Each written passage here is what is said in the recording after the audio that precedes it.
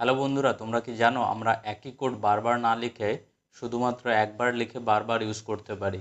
এখানেই আমাদের ফাংশনের ম্যাজিক কাজ করে। তো আজকে আমরা দেখব সি ল্যাঙ্গুয়েজে ফাংশন কি করে কাজ করে এবং ফাংশন কত প্রকার। তো সি ল্যাঙ্গুয়েজে সাধারণত ফাংশন দু ধরনের হয়, একটা হচ্ছে লাইব্রেরি ফাংশন আর একটা হচ্ছে ইউজার ডিফাইন্ড ফাংশন। তো আমরা এতদিন অবধি যে প্রিন্টএফ স্ক্যানএফ ফাংশন ইউজ করেছি সেগুলো হচ্ছে লাইব্রেরি ফাংশন। আর এই প্রিন্টএফ আর স্ক্যানএফ ফাংশন দুটো এই stdio.h লাইব্রেরির মধ্যে আছে। আর আজকে আমরা দেখব যে ইউজার ডিফাইন্ড ফাংশন কিভাবে কাজ করে এবং আমরা কিভাবে এটাকে ইউজ করতে পারি। তো বন্ধুরা, ফার্স্ট আমরা দেখে নিব যে ইউজার ডিফাইন্ড ফাংশনের সিনট্যাক্স কেমন হয়। ফার্স্ট আমাকে ইউজার ডিফাইন্ড ফাংশনের রিটার্ন টাইপ লিখতে হয়। সাপোজ যদি কোনো ফাংশন কিছুই না রিটার্ন করে তাহলে তার রিটার্ন টাইপ হয় ভয়েড। এরপর আমাকে লিখতে হয় ফাংশন নেম। সাপোজ আমি এই ফাংশনের নামটা দিলাম হ্যালো। এরপর আমাকে ফার্স্ট ব্র্যাকেট দিতে হবে এবং এর মধ্যে আমাকে প্যারামিটার লিস্ট দিতে হবে।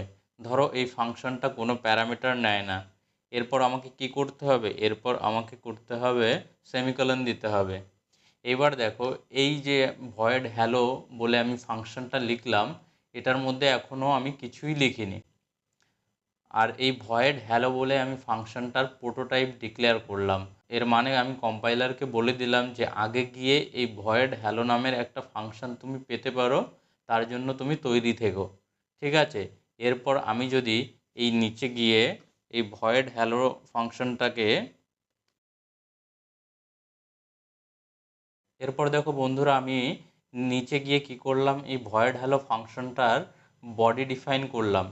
ফার্স্ট আমাকে মনে রাখতে হবে যে এই মেইন ফাংশনের উপরে যে আমরা এই ভয়েড হ্যালো লিখে ফার্স্ট ব্র্যাকেট ওপেন করে সেমিকোলন দিয়েছি, এটাকে বলা হয় হচ্ছে ফাংশনের প্রোটোটাইপ বা ফাংশন ডিক্লেয়ার করা। এরপর বন্ধুরা, এই মেইন ফাংশনের নিচে আমরা এই হ্যালো ফাংশনের মধ্যে যা কিছু লিখি সেটাকে বলা হয় ফাংশন ডেফিনেশন।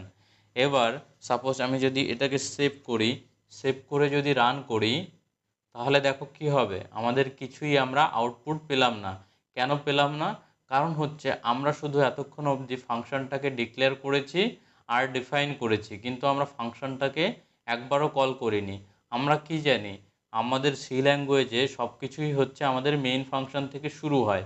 তার মানে অবশ্যই আমাকে এই মেইন ফাংশনের মধ্যে এই হ্যালো ফাংশনটাকে কল করতে হবে।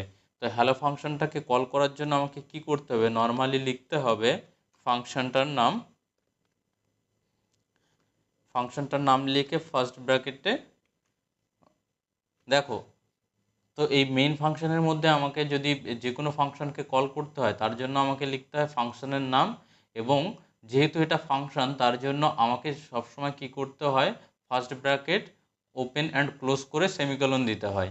এবার দেখো, এইবার যদি আমি এটাকে সেভ করি, সেভ করে যদি রান করি, তাহলে দেখো আমাদের হ্যালো ওয়ার্ল্ড প্রিন্ট হয়ে যাবে। এবার ধরো বন্ধুরা, আমি একটা ফাংশন লিখতে চাই যেটা আমাদের যে দুটো নাম্বারের সাম ক্যালকুলেট করে দেবে এবং সেই সামের ভ্যালু যা হবে সেটা আমাকে রিটার্ন করে দেবে। তার জন্য আমাকে রিটার্ন টাইপ কি করতে হবে, ইন্টিজার টাইপ করতে হবে, আর নাম দিলাম আমি সাম। এরপর আমাকে ফার্স্ট ব্র্যাকেটে আমাকে আগে দেখো, এবার ফার্স্ট বুঝতে হবে সাম কি করবে, সাম দুটো ভ্যালু নেবে তারপর সেটাকে ক্যালকুলেট করতে হবে। তো এইখানে আমরা ফার্স্ট এই দুটো ভ্যালু সাম ফাংশনকে পাস করব, ইন্ট এ আর ধরো ইন্ট বি। এই দুটো ভ্যালু আমি সাম ফাংশনকে পাস করলাম। এরপর আমি ডিক্লেয়ার করে দিলাম সাম ফাংশনটা। এইবার দেখো,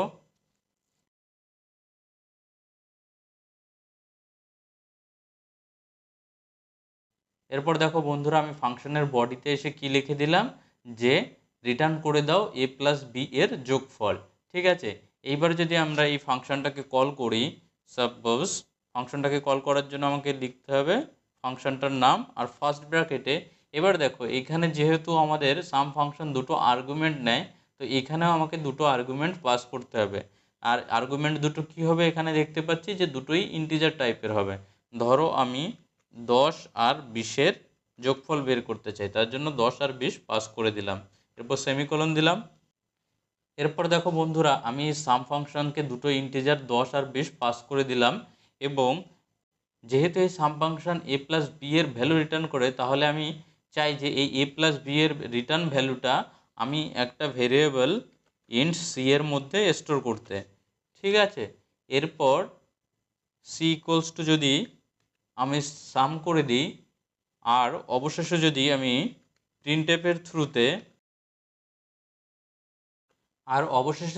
প্রিন্টএফের থ্রুতে সি এর ভ্যালু প্রিন্ট করে নিই, তাহলে দেখতে পাবে যে 10 আর 20-এর যোগফল ও আমাকে দিয়ে দিচ্ছে। দেখো ফার্স্ট হ্যালো ওয়ার্ল্ড প্রিন্ট করেছে হ্যালো ফাংশন, আর সাম ফাংশন কি করেছে যে সাম ফাংশন ফার্স্ট কি করেছে দেখো সাম ফাংশন দুটো ইন্টিজার ভেরিয়েবল নিয়েছে, ইন্টিজার ভেরিয়েবল নিয়ে ও ক্যালকুলেট করেছে এখানে সাম ফাংশনের মধ্যে। তারপর যেহেতু এটা ইন্টিজার টাইপ তার জন্য রিটার্ন ভ্যালু হিসেবে ও একটা ইন্টিজার রিটার্ন করেছে। আর যে ইন্টিজারটা রিটার্ন করেছে সেই ইন্টিজারটা আমরা এই সি এর মধ্যে সি ভেরিয়েবলের মধ্যে স্টোর করেছি। স্টোর করার পর তারপর সি এর ভ্যালুটাকে প্রিন্ট করিয়েছি। দেখো তখন দ্য সাম ইজ 30 প্রিন্ট হয়ে গেছে। এবার ধরো বন্ধুরা আমরা আরেকটা ফাংশন বানাতে চাই, যেটা হচ্ছে আমাদের ধরো ক্যালকুলেটর টাইপের। ধরো দুটো সংখ্যা নেবে একটা ফাংশন এবং তাদের যোগ বিয়োগ গুণ ভাগ এবং রিমাইন্ডার কি হবে সেগুলো বের করে দেবে। তার জন্য আমি ফার্স্ট কি করতে পারি, একটা ফাংশন বানাতে পারি যার নাম দিতে পারি ক্যালকুলেটর। এবার এই ফাংশনটা কি নেবে, আমাদের দুটো ইন্টিজার নেবে। এরপর আমি কি করব, এটা হচ্ছে আমি ফাংশনটা ফার্স্ট ডিক্লেয়ার করে দিলাম। এবার ফাংশনটার বডিটা লিখতে হবে আমাকে, বা ফাংশন ডেফিনেশন লিখতে হবে। এবার দেখো ফাংশনের বডিতে আমরা কি করতে চাই, দুটো সংখ্যার যোগফল বিয়োগফল গুণফল এবং ভাগফল আর সাথে হচ্ছে রিমাইন্ডার কি হবে সেগুলো আমরা প্রিন্ট করাতে চাই। তার জন্য আমি কি করতে পারি,